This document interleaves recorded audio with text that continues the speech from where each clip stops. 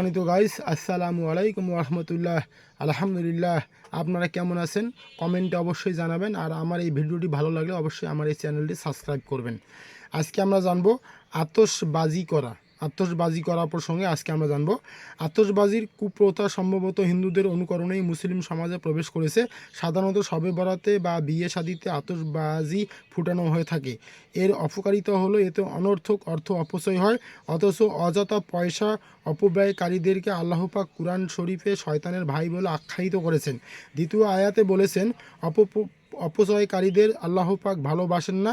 এছাড়া অনেক সময় আতশবাজি বা তার আগুন নিয়ে খেলা করায় ছেলেমেয়েদের কাপড় চোপড় বা দেহে আগুন লেগে যায়।